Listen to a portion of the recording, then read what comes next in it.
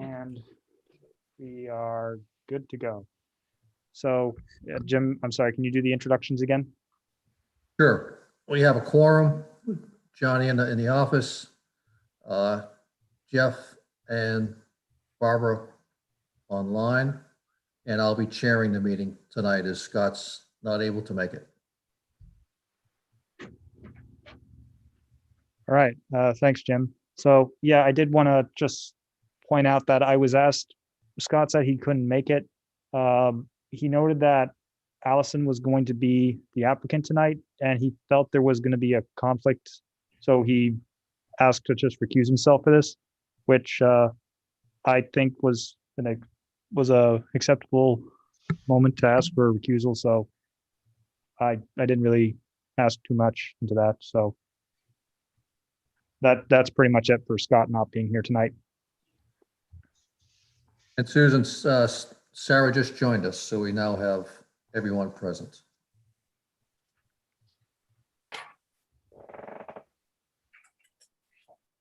Okay, any adjustments to the agenda from anyone?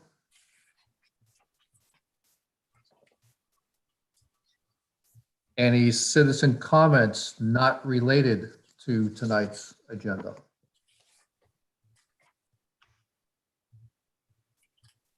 And that brings us, Mr. Herman, straight to you. The first one up is a one-lot subdivision at Fairless Corner Road, a pre-application. So an early view of what you plan to do.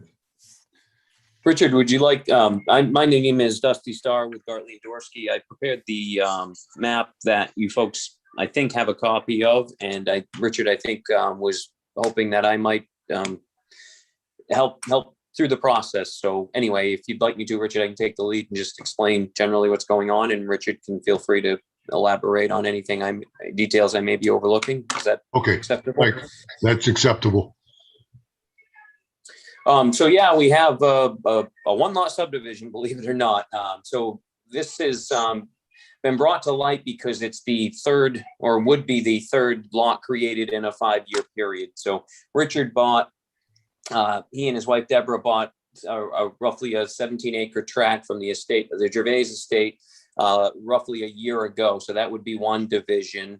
And because Richard isn't the original subdivider of the land, there are no exemptions here. So this second division, or the division of the lot that he bought, would create a third lot in a 5-year period. So the remaining land of Gervais is remaining land and not part of the subdivision. Richard's not looking to sell the 13 acres he's retaining. That's going to be remaining land as well. So that's why we end up with a one-lot subdivision. So all that we'll be asking the board to review is the one lot, which is the third lot in a 5-year period. So I would expect that, we may ask for some waivers for some of the submission requirements due to what I see as the simplicity of the project. But in a nutshell, that's kind of what we're looking at. Dusty, walk us through how you get 3 lots. So the original tract was a 29-acre parcel.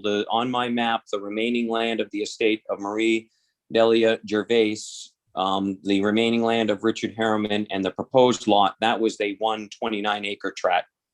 About a year ago, you'll see the division line between the estate of Marie Della Gervais and Richard Harriman. That was one division, resulting in 2 lots, so 12 acres and a 17-acre lot. And now Richard, with the 17 acres, is dividing that. So you have a 13 and the proposed 4-acre lot. So those are your 3 lots, the 12 acres of Gervais that's remaining, the 13 acres of the Harriman that's remaining, and then the proposed 4-acre lot.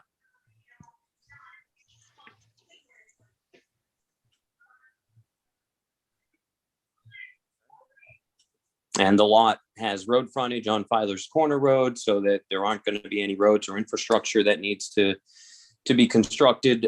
There was, I believe, a test pit. I'm going to see if we can get the data from the folks that did that. I have put contour information on here. So the last thing, the only remaining thing I think we need to add to the plan would be wetlands, if there's any on the lot. We're going to go out, I think, on the 17th. Natalie Marceau, our soil scientist, is going to go out and identify any wetlands on the property, and we'll add that to the map. And what you have in front of you today, minus the wetlands, is eerily similar to what I think you would expect to see next month at, with an application. Dusty, you mentioned you might be asking for a few special considerations. What would those be? Well, no, I waivers on some of the submission requirements. I haven't got a list together on those, but I just would anticipate there may be some things that we might ask the board to waive, just given the simplicity of, Sure. the subdivision, if you will. And those details you'll actually work through with Max. Yes, As going through the details of your submission, he'll tell you what's applicable, what isn't, and guide you through that process. yes.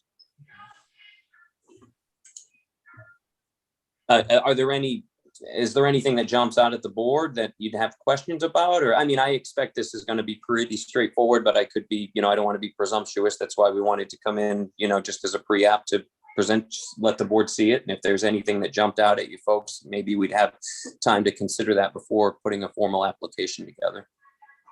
I have a question. Can you hear Okay. me? Yes. Dusty, that triangular shaped lot that's to the upper right of your page, is that part of the original parcel? Real early on. So that's a historic deed line. That triangle was actually sold off of the Harriman piece. I think it was back in 1940, and it's been part of the Nickelbine piece ever since then. So that was done 80 years ago, that division there and that transfer. Okay.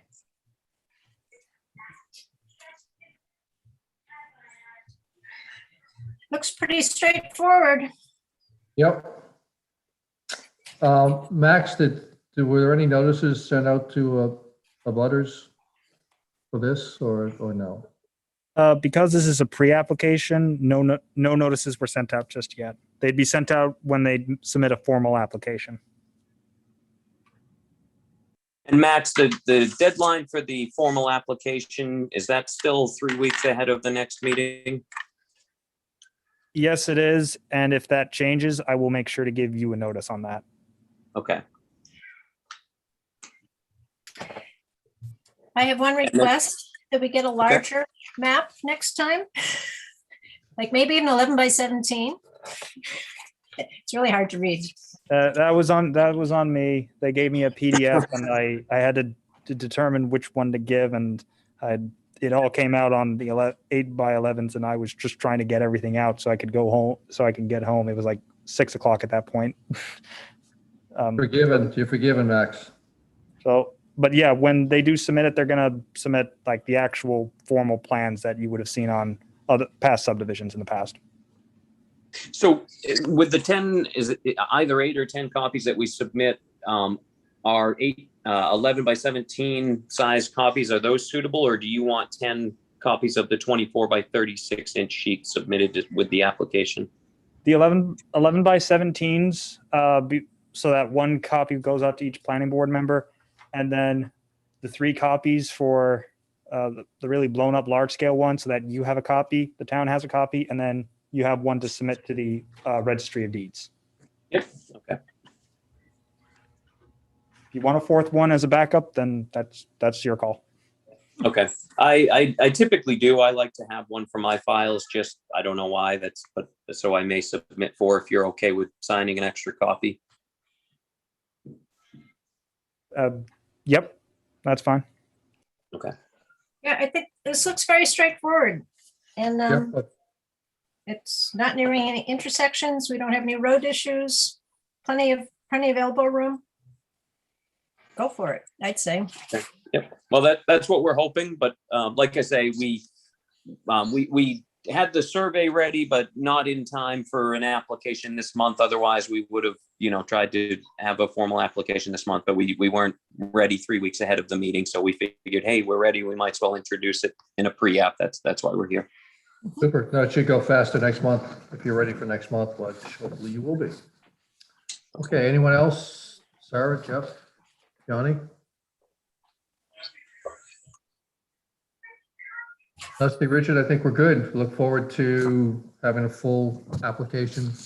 The only other thing I was going to just point out was that I meant to talk with Bill Napier. I haven't had a good chance to do it.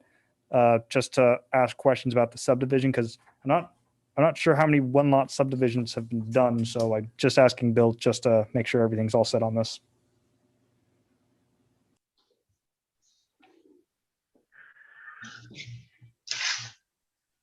Good. Okay. Richard, Dusty, anything else for us? That's all for me. Unless Richard has something to add. No, just thank you for, looking into this for us. Thank you. Welcome. Good luck. Yes. Thank you all.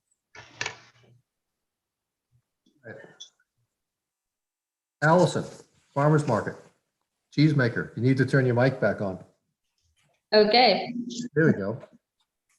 So who wants to, Max, you want to give us an overview? Allison, you want to jump right into it? What's the best way? I could, Max, do you want me to go into it, or do you have something you want to say first?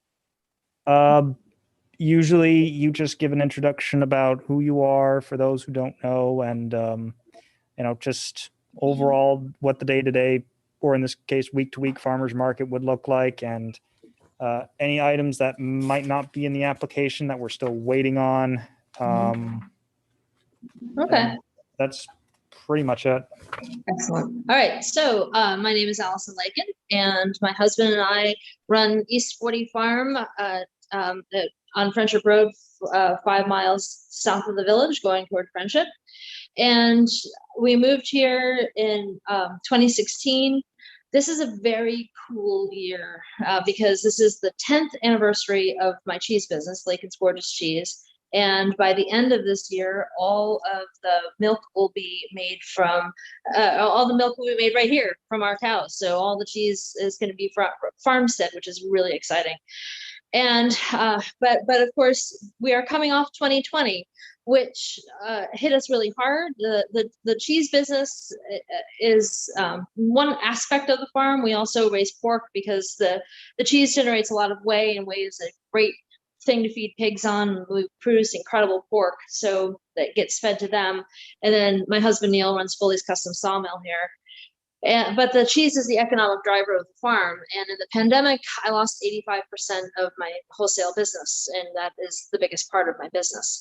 And right away, started trying to figure out ways to not, as it were, lose the farm. And one of the first things that happened was I had started a database that farmers could post to, right, about what products they had, which is now being managed by the University of Maine Cooperative Extension, and has become a really good economic driver for a lot of farmers and producers in the state. But the other thing was that came out of it was that because we needed to find some other way to sell directly to customers. And the previous year, the Waldoboro Farmers Market, I know had decided to end. And so we thought, well, in talking to a number of other farmers, they also needed another place to sell. So having land here where we could accommodate people, I approached Max and Julie, and we were given provisional permission to start hosting a farmers market here last year. So it was very successful. It had a great impact on our economic stability as well as the other vendors. It ranged. We had people who had been previously selling at the Waldoboro Farmers Market who said that it was the best year that they had ever had selling. I don't know if that was just 2020 or the particular mix of vendors that we had, but it definitely established itself as a good thing to provide to the community and to try and continue. And so we were asked to ask the planning committee or planning board if we could set this up as an annual thing. So the first one is scheduled, we want to run from June to the end of October. So June 7th would be when we want the first market this year, Mondays from 3 to 6. And that's that in a nutshell.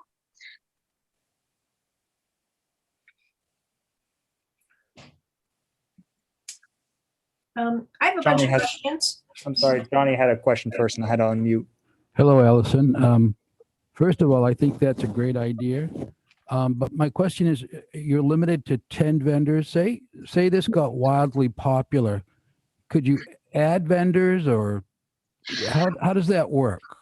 So one of the great things about not being, say, a nonprofit organization starting a farmers market, which is the model for a lot of farmers markets around the state, I can I can control the size of the market, and what I've been trying to do is encourage people to apply so that vendors aren't going to be competing with each other by trying to sell the same types of products. And so at this point, we have, cheese and pork and beef and honey and pasta and seafood and cut flowers. Why go anyplace else? We don't need anybody else.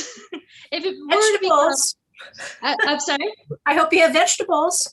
Oh yes, yeah. And there's going to be a produce vendor. There's going to be a seedling, plant, someone selling plants. And then we've also spoken to a couple of people like Barbara Boardman about possibly coming in at high season, like when raspberries are in season or blueberries in season, and having a short selling period, so that it will also be supporting some more of the local producers. So if it becomes wildly popular, and we wanted to look at expanding, I think that would be a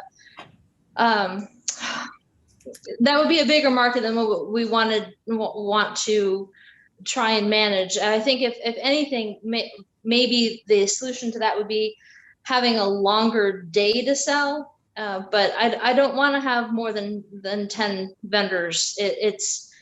I want people to have a comfortable experience. I don't want there to be a huge line of cars and people. I want this to be low key. We're kind of low key over here. I'd like to keep it that way.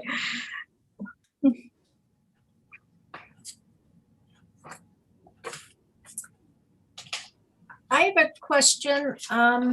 It actually might be more directed to, well, two questions. Allison, you can comment in a minute. In October, 6 o'clock to 6:30, it's getting dark, right? I mean, Yes. so that's one thing, but but that's not a big deal. But Max, my question is, if we grant this okay, and Allison and Neil sell the farm, does that permission stay with the farm during a farmer's market on it? Is it particular to them, or is it part of the property? It's part of the property, but they would still need to have some form of ownership involved. And you could certainly make it a condition as well that the farmer's market is specifically tied to the Allison and the current or just the current owners. You could certainly make that a condition. So I understand that Allison wants to keep it at 10 vendors. So I'm just thinking, suppose things change hands and it becomes bigger and bigger and bigger. What thing are we loosing into the universe? And what kind of control? I mean, it's great that Allison wants to keep it to 10, but do we actually put that on the what gets signed off on, or do we need to? And if these guys are in charge of the farmers market, I guess that's what I'm wondering. I mean, it is a busy road. I'm glad that the driveway entrance is being moved, but you just sort of wonder how somebody else might handle it if the property changed hands. Again, a lot of that could be just the board deciding to put a condition in there, like what's happened in the past with some other applicants, like for example, Topsail Farm. You limited them to a certain number of mass gatherings.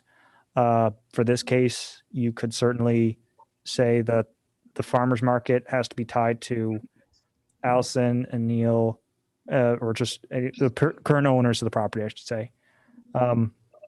Same thing with the vendor list. If you think 20 vendors is going to be too much, or 11 vendors even are too much, you could just include that.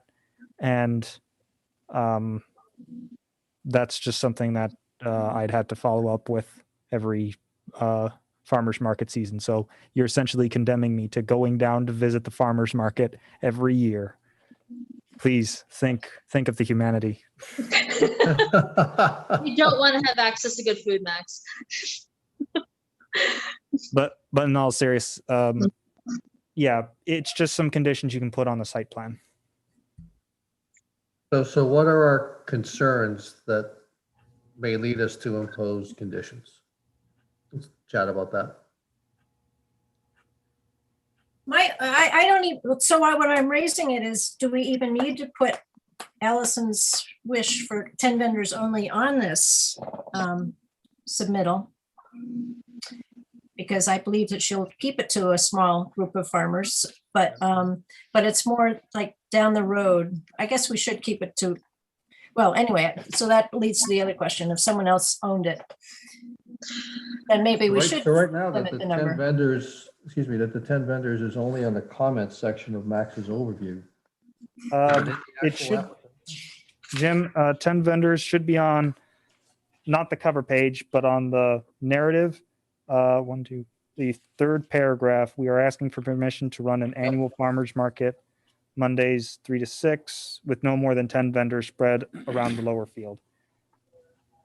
And I mean, in this case, the board is approving a farmer's market. The condition of how many vendors isn't something you have to do because it's 10 vendors this year. Allison might have 11 vendors next year. She might have 4 vendors next year. So limiting the number of vendors is just a completely optional thing. You know, now, Barbara, that you've reframed that question, something that did occur to me. And going back to I'm sorry, I don't remember who asked the question about if we became wildly successful. So let's say that we become wildly successful and that we keep doing this for a number of years. There could be a point at which our hayfield is for, I don't know why it wouldn't be, but maybe it wouldn't be hayed, in which case there would be space for both more vendors and more parking. So there could be expansion down the road if there was a change in the way that we were using the land. So if you did not feel that us saying we're keeping it forever at 10 vendors, but knowing that we don't want to be a huge thing. We're not looking to be the Portland Farmers Market or anything like that. We're Common Ground Fair for that matter. But perhaps maybe if it wasn't limited in case there was a change down the road. But I'm also happy with it as I worded it. Okay. So the request we have in front of us is for a farmer's market that would have no more than 10 vendors. And that would operate from 3 to 6, June 7th to the end of October. Right? I mean, that's what we would be approving, what was requested. So the limits are built into the request. And Allison, I think if you wanted to change those, Max, what does Allison have to do if she wanted to change those parameters? If she wanted to change the conditions of the planning board's approval?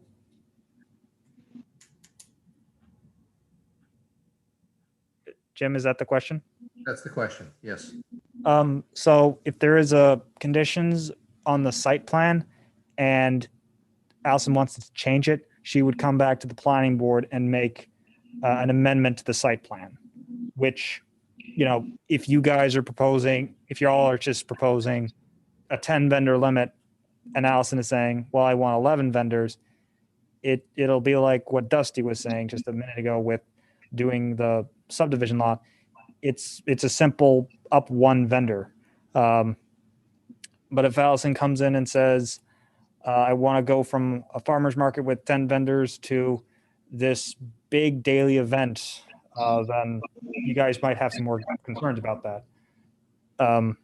But yeah, in short, it's just an amendment. Allison, you're good with that? You understand how that would work? Yes, thank you. Well, what do other board members think about the ownership notation on the submittal? That we're approving this based on Neil and Allison owning the property and running the farmer's market. I'm sorry, I'm just checking because Jan Viesers popped in. Jan, are you here for the planning board meeting, or were you wanting to attend tomorrow's forum? Jan, you're muted. All done it. No, we're in the right place. All right, just wanted to make sure. Yep, thank you.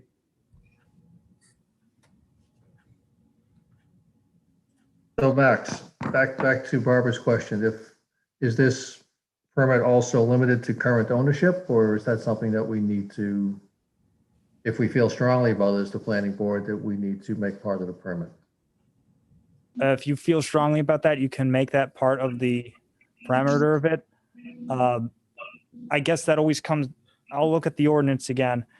That usually comes down to, sometimes that comes down to the interpretation for the person. Personally, I think that if the owner leaves, that means they've also left. If the owner and the lot are no longer together, I would say it's void at that point. But some people would say, it's always been this, so it should always stay as this until the use has been officially changed. And some people would say that, the owner's the one who got approval, so if the owner left, that's no longer the case. So I'll quickly go through the ordinance to confirm that. But the fact remains that if we're accepting the application as written, limiting to 10 vendors, limiting to a certain time frame, limiting to once a week, then if that carries through to someone else, if the property gets sold, they're inheriting, if you will, the same limitations, and if they want to change it, they'd have to come to us. Again, some people interpret it as it's what's on the site map that counts. I've had some people say that I've had some attorneys say that if the conditions aren't written on there, then it doesn't follow through the rest of the application. But but some attorneys have said, yeah, it's in the application that's been officially approved, so that's it. I would suggest just, if there is something you are truly concerned about, I would suggest having it as a written condition. I guess I'm asking generally for my education here, Max. If there's a residential property and someone's putting in a commercial enterprise, this is different because it's agricultural, but if they're putting a commercial business in and it gets approved, it's my understanding it's that way for perpetuity.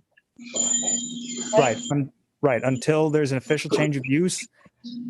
And in some cases, if it's just been discontinued for, I think, a year, in some cases, it just automatically dissolves and would then need the planning board to come back if they want to try and continue that use, or the municipal approval. Yeah, but it's generally no problem, right, for someone to continue Right, not unless something significant changed the property. Right. Barbara, back to one of your first points. You're right, I'm concerned about the time of operation in the fall. So we did not seem to have trouble. We have lights that are at the end of the driveway that we add so that people can see. They're not on all the time. They're only on if there's for some reason people coming and going in the driveway at night. And then vendors had some lights underneath their tents. Again, it's not the bright thing. It's just so that people can see what they're buying. And this is a very common time for around the state for farmers markets, the 3 to 6 time. And I'm also selling at the Wiscasset Farmers Market, which is 3 to 6 as well. So. Will I Google sunset in late October? The reason that we want to make sure we extend it into October is so that we can get into squash season. I've I mean, absolutely. You want to be open.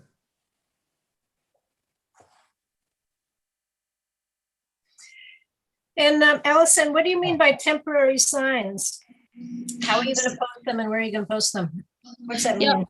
So they're the wireframe signs that you see in front of yard sales and such. And last year I'd spoken to Officer Lash, who and gosh, I'm sorry, I've forgotten who else in the town office who told me the places that you're allowed to put signs. So at the Fintown Road turn, at the head of the turn on to 220 at the median there up by the Irving, and then on the approach coming a few hundred feet in both directions, warning people. We've got I sent an image of what the slow down turning traffic ahead signs look like, which we have permission from our immediate adjacent neighbors and our across the street neighbors to put the signs in front of their places to warn people about it. And so that they go up, about an hour before the market opens, and then as soon as the market closes that day, they get picked up again. And there are no neighbors here, Max, and no letters, no neighbors commenting? I sent out letters to all abutting property owners. I haven't heard anything. There's no one in the audience. And let me double check YouTube. And there's no one on YouTube. Okay. Max? Yep. I have a question. Yep, you're good. Hi, Allison. Johnny Cosno here. Hi.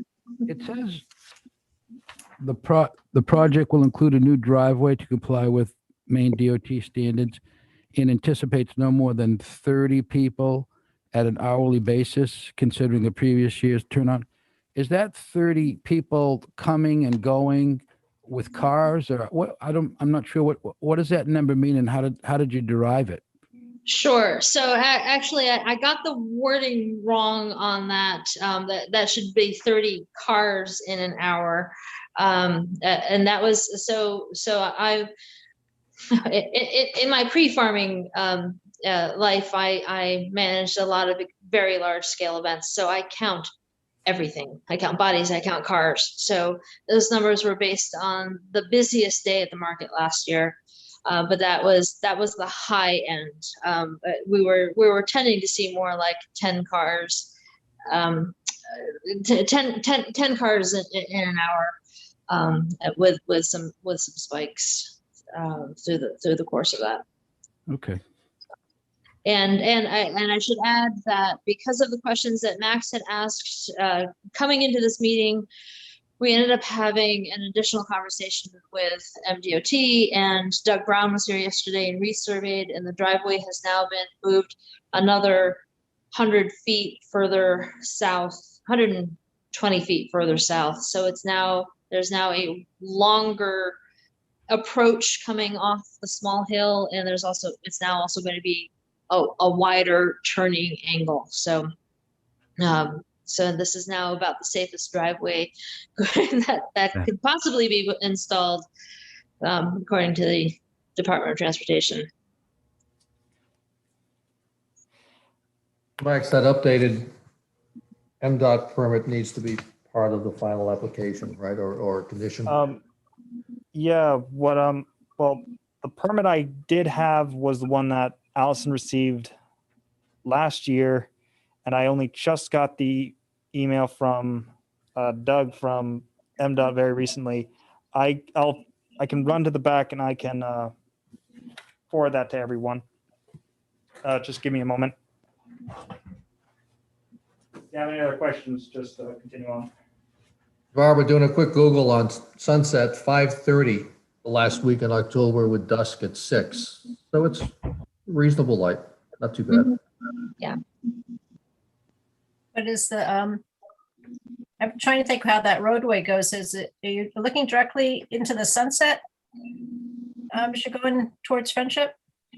No, it's the sunset is at that point in October. The sunset's sort of diagonally behind where the barn is. So if you're yeah, so it's behind the farm.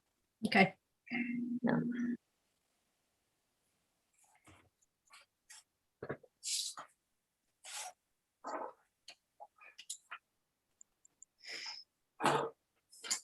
Any other board members, any other questions? Sarah? Sarah, you're on mute. Thing. Now can you hear me? Yes. Yes. Ah, okay. I'm very happy to hear that the driveway's been moved because that entrance really is on a blind hill. Mhm. And I live on that road and I'm well aware of that blind spot there. And if it's dark enough in October, you may want to light those signs, the blind driveway signs, so that people can see them coming over the hill. We had spoken to the Department of Transportation, and there are existing blind driveway signs. They still, it's been a year, almost a full year now. They still have not, however, cut back the overgrowth that is there. And I was told that it's the Department of Transportation that's required to be doing that. So, but they explained what the distance from the driveway entrance is to where the warning signs are supposed to be. It is not a lit one. It is a stationary one. Static. But there is a blind driveway sign. Okay. That really is a treacherous spot. Last year, I avoided coming down 220 between 3 and 6 on Mondays because it was so scary. So I think that moving the driveway as far south as you are will help tremendously. But that hill is still there. Well, we're being required. We have always wanted to be as safe as possible here. We are being required to do this, and now we're required to make it even longer and wider. So. Yeah. But Allison, How big are the signs? The sign that says blind driveway, how big are those? Those are 24. They're 2 feet square. Allison, your existing road into your shop and your store is going to remain.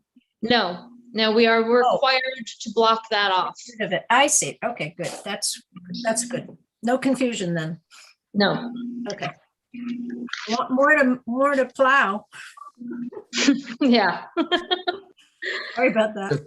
I think actually the MDOT permit says you've got to actually dig a ditch through there and Yep. and completely remove it. So there's no chance somebody could use it by mistake. That is correct. Wow. Yeah. Now, I will say also, we had, again, I had done this because we were trying to be safe with this, and this new last minute change came out of the conversations we were having in preparation for the planning board meeting. And so we had budgeted and started ordering supplies based on the current permit that you have. Now the cost of the project and amount of supplies has vastly increased, and we need to have, and we really want to have this in place before the first market. So if anybody has any funding suggestions, please let me know.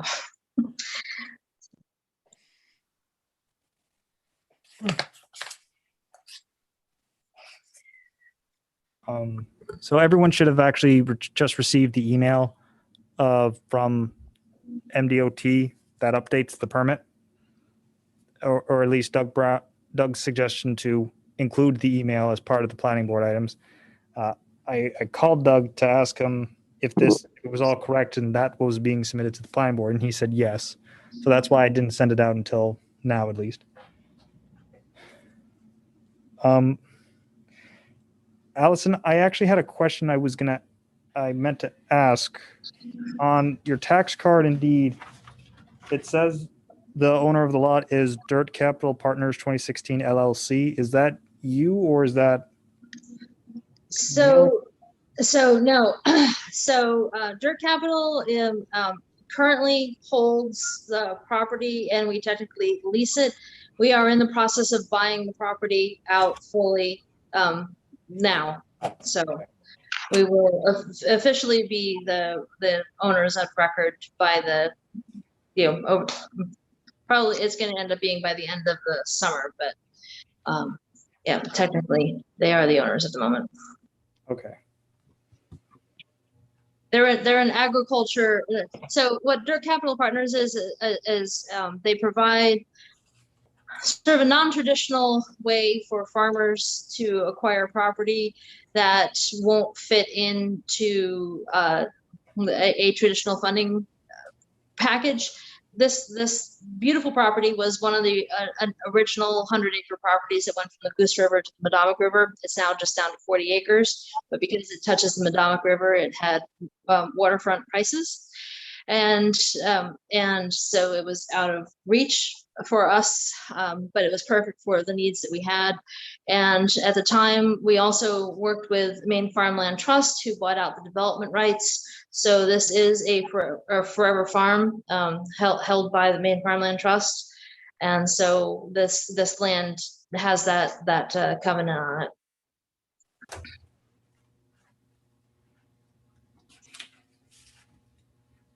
Jeff, do you have anything for us? You good? Good. Any other board members? Any other questions?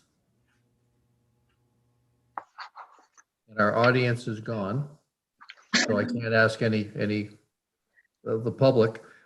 Max, you sent out notices to the butters. Any responses back?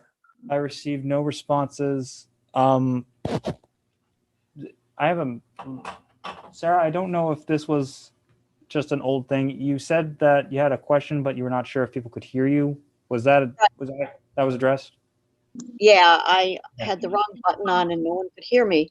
And my concern was about the road, which is okay, the safety issue, and it's being addressed.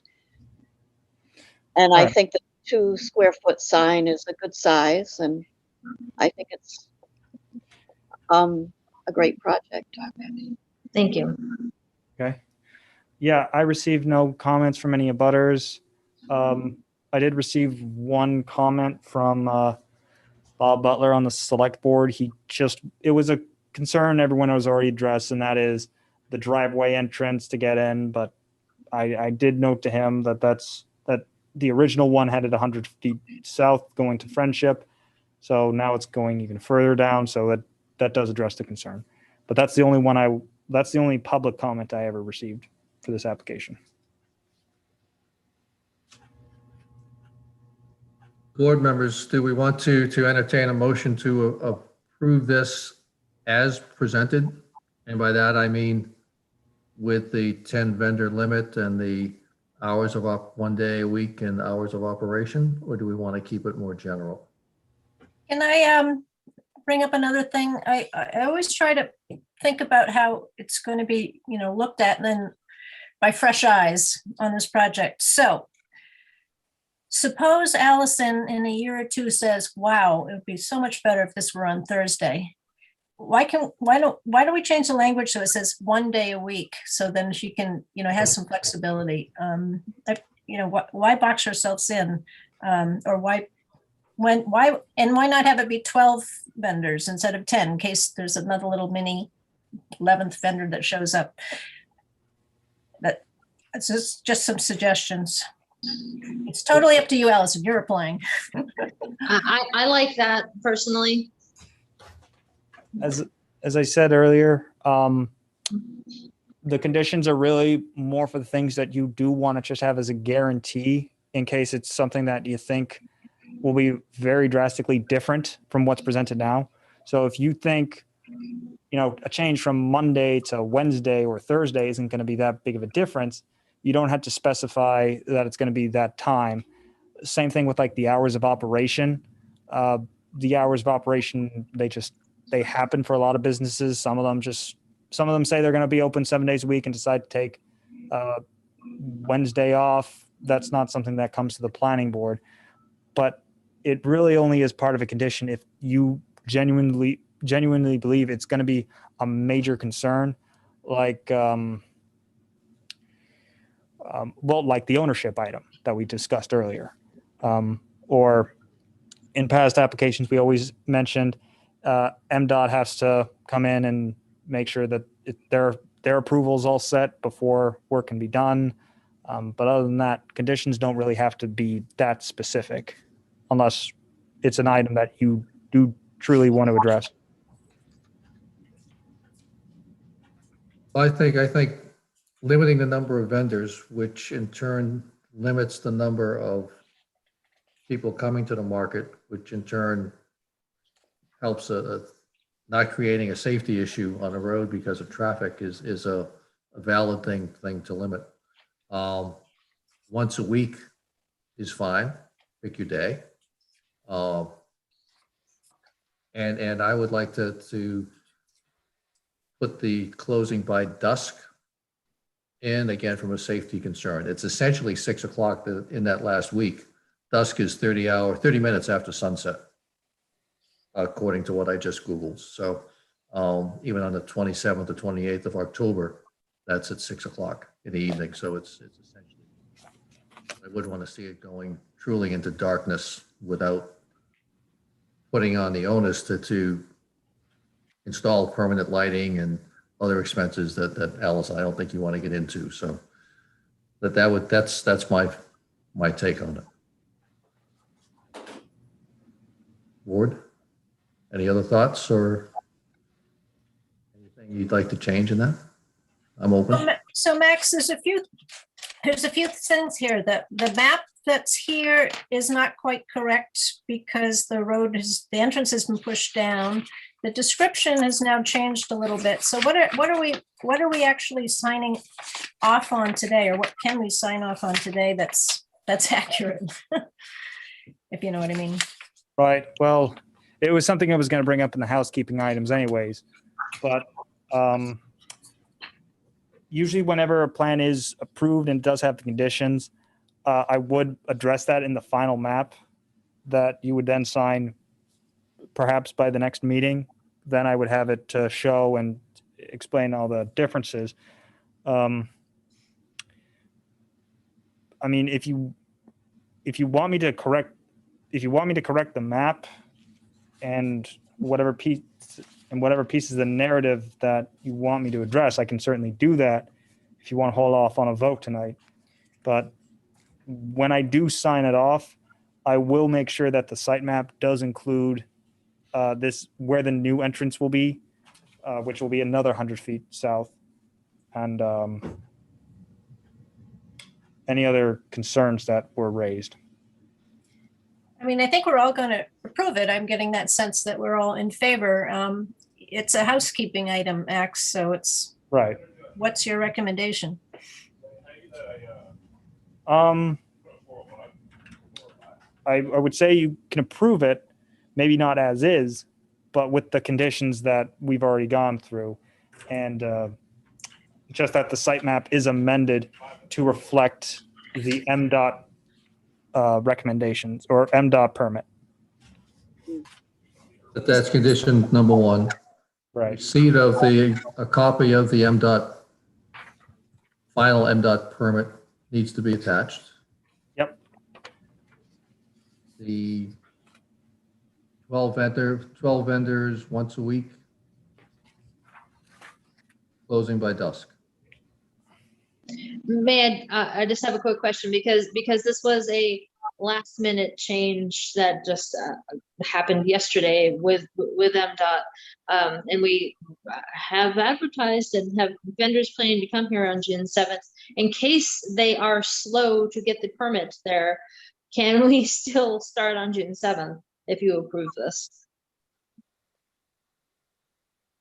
You know, Max?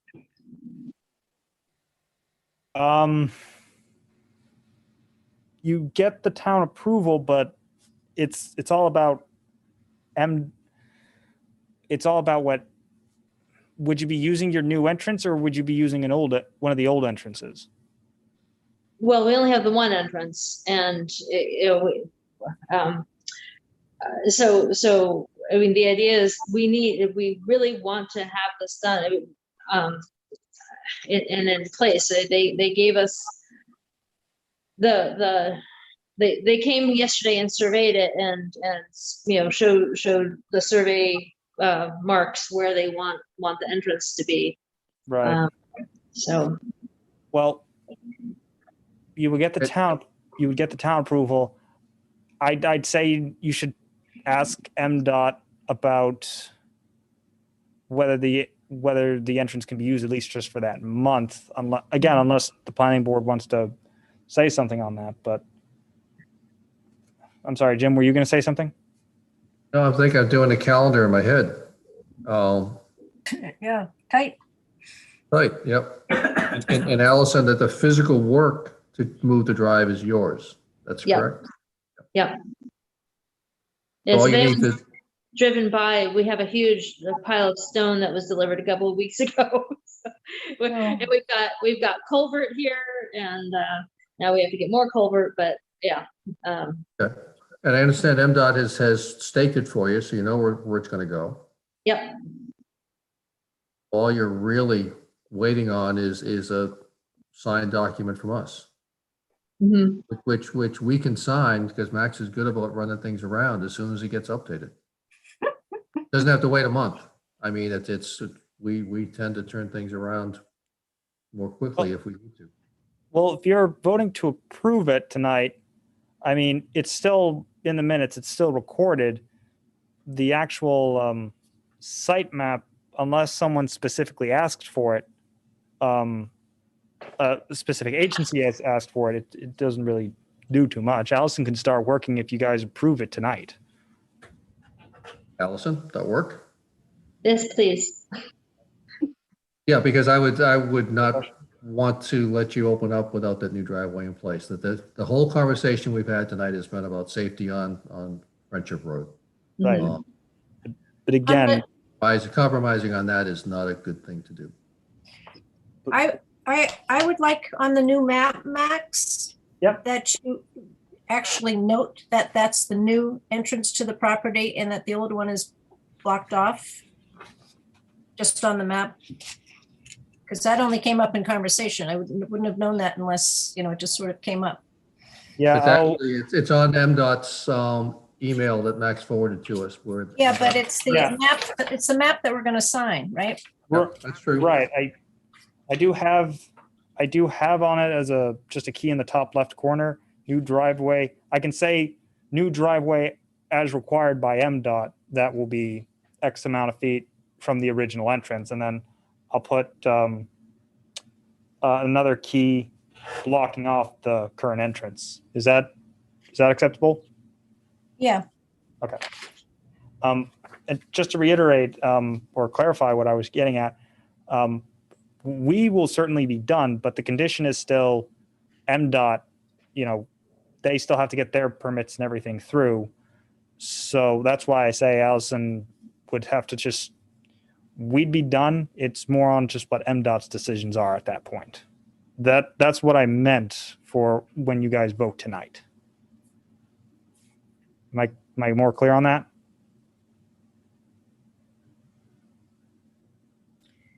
Well, we've done this. I mean, it's what we've done for past applicants that have had like an entrance on a state route where you certainly approve it, but they were still getting their permits in the works from Department of Transportation. So you approved it, but technically the business couldn't start until they got that final permit from the state. Now, I believe the state is they're reissuing the permit next week, right, Allison? Yes. Yeah. So when that permit gets in, then we're done. And if MDOT has any reservations or things, then that's going to be on their boat. Am I clear now? Yep. Okay. Works for me. Yep. So who's keeping track of the conditions we're attaching to this approval? Susan,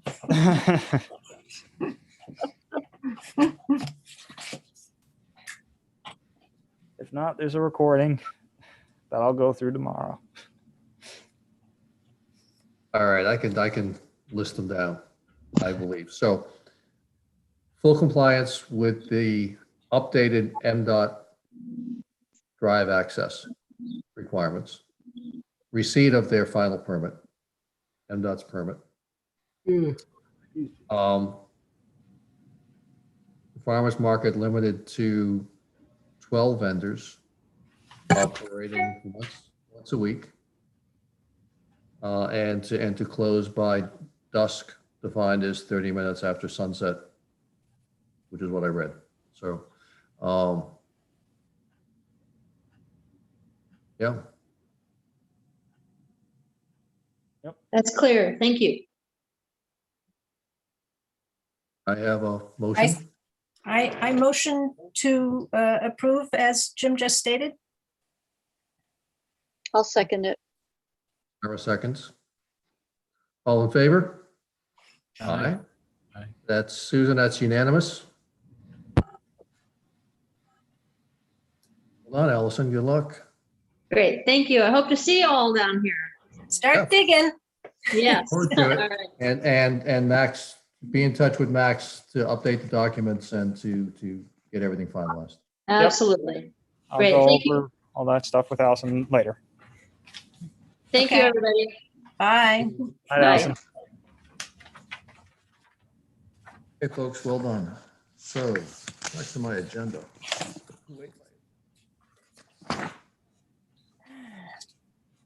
Minutes. Taking a look at the minutes and they look fine. There's lots of action items on the end of it for other people, which is the way I like it.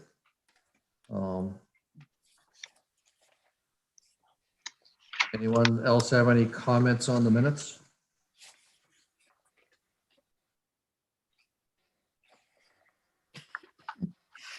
I thought they were pretty good. Pretty darn good.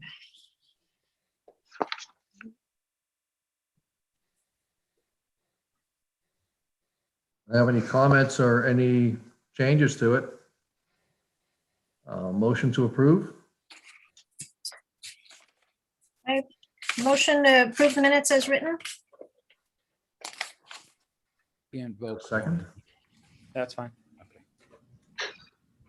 But just say you wanted to abstain when the vote happens. I'm going to abstain because I wasn't present. Okay, so Sarah or Jeff, I need someone to second the motion. I'll second it. Jeff? Yep. And we need Sarah to come back so we can approve it. Give her a second.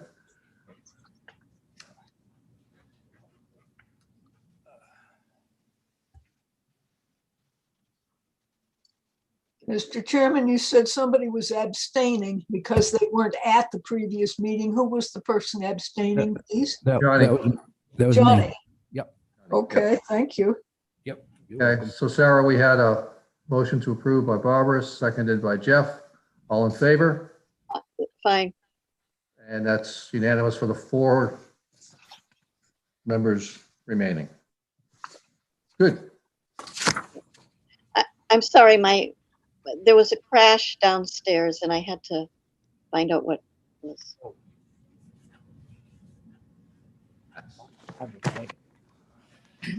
Max, All right, comments? can I just ask, Max, are we getting any new planning board members in the pipeline? I hope so. Yeah. I keep getting told by 1 or 2 people, yep, I just need to submit the application, and then I do the mistake of letting them go and then following up with them later. Yeah. I constantly tell the select board, I need you to address the fact that we have at least 1 person missing and that some people may want to at least transition out at some point. Yeah, and I am trying, but I don't have anyone submitting an application right now to my knowledge. Okay. We need backup. I know. Yeah, but everybody's been good about this. Who's the longest standing board member? Barbara. I think it's me, Mhm. Long, Barbara. but am I standing? Sitting, leaning? How long have you been serving? Oh, God, I don't know. I think it might be my third term. A little bit long. Well, they're 2-year terms. That's not too bad. Hmm. All right. Max, anything else on our agenda we need to be thinking about, or? Nope, just some updates that I have. I have all the planning board applications that were approved since March, I believe, that have been fixed up and include the conditions. So I just need to have the board members sign it at some point. I mean, John, it's going to be easy because he's right here, but I will leave them on Marcus's. This time I actually will leave them on Marcus's desk with a little note. I don't know if people want to come into the town office to sign it, or if you want me to just do a drive around sometime next week. I'm going to have to do that anyways, or at least visit parts of town. So I can do that. What I'm not going to have it for this application right now, because that has to be the map has to be fixed up. But what are people's thoughts for all the applications that do need to be signed? Which projects are we talking about, Max?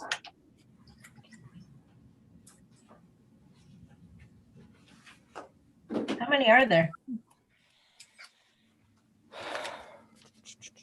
I have Dance Mania, Collins Auto, Delano Seafood, and the nutrition store that was approved last time. All of these, the first three were approved back in March, and I just finished them after the last meeting when I did have some more time. So their maps just needed to be updated and have the conditions that were listed. And some of them, it was also a matter of, again, their MDOT permit was in the works, so I needed to get a copy of that from them, and I didn't want to include it in the final documents until I had it. Or at least you'd see it when you sign it. So my thought on signing is I would leave it to each board member. Max, I think you do a lot of running around and go above and beyond sometimes in catering to us. I'm always at least once or twice a week going into town and don't mind poking into the office to sign. But I'll leave it to everybody to say, no, I'm not going anywhere close to town this week, so please run it out and let everybody make their own call. Does that work? Yeah, I'll go into town and do it. Yeah, me too. I'll stop by. Same here. Lives there. So, I mean, you can walk, right, Jeff? I mean, you're right down the street. If I was more motivated. All right. You got a lollipop at the front desk. Right. So I'll actually leave it on Marcus's desk, and I'll leave a sticky note on it. And it's the same thing, just back of the page, lines for people to sign it. And it does include, if there was any of them that included a condition, it'll have its own little blocked off area that'll say, let me pull up example. There will be a block that will say conditions, and it will list what the planning board members asked for it at the time. So the other thing I've noticed tonight is we're still in the main conference room. The Yes. audio is working great. Yep. Thank you. So the reason we're in the conference room is because I was told that the renovations would start last week. Someone apparently forgot to tell me that the renovations weren't going to start for a while. So when tonight's meeting was about to happen, I quickly asked, is there any reason I can't be in that room? And Chief Smelter said, no, the renovations haven't started yet. So yeah, you can use the conference room. And I, one of the, Anyway, yeah, it happens. and so what are our plans going forward, Max, for location and or date, time of the meeting? Well, as I said in the email, there are two options. The first is to consider a new time, at least when everyone wants to start doing in-person meetings. Or not even in-person meetings, but some people want to start coming back for in-person meetings when they get their vaccine shots and whatnot. The other option is you can continue going on with the second Wednesdays of the month.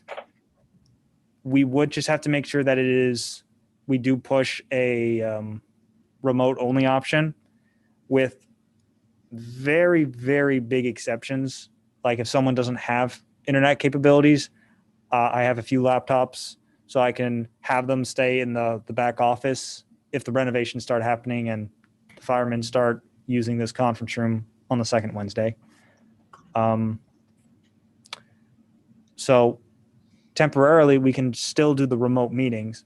I don't know how long that will work with me being here, and I'll make sure to ask before I send out notices to everyone whether or not renovations are starting and when training is happening, so I can at least tell everyone you can start being here. But I would say we should encourage remote meetings for now, which most of you already do.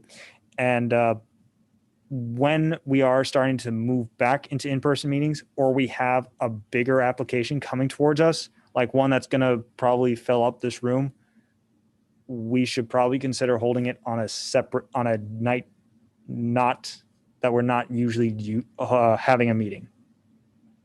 I don't know what my head was going through right there. So I think we ought to target a transition date to a different day when the conference room will be available to us for sure, and plan on Zooming until then. Just so we can get it far enough out in our calendars that we can adjust if we need to. I know some folks had some short-term conflicts with moving it to another Wednesday in the month, but maybe if we look 3 months out, that conflict can go away or be planned around. So that's my thought. Anybody else?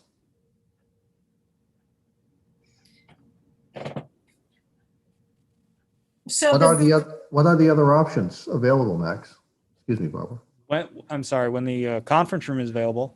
If I recall, there is nothing on a Monday anymore. It could be on Tuesdays, the first and third Tuesdays of the month. You can also do it on the second or fourth Thursdays. And that would be it. Yeah, that would be about it. Just off the top of my head, those are the big ones. Of course, those are evening meetings, but I assume we still want to stick with the 6 p.m. time frame.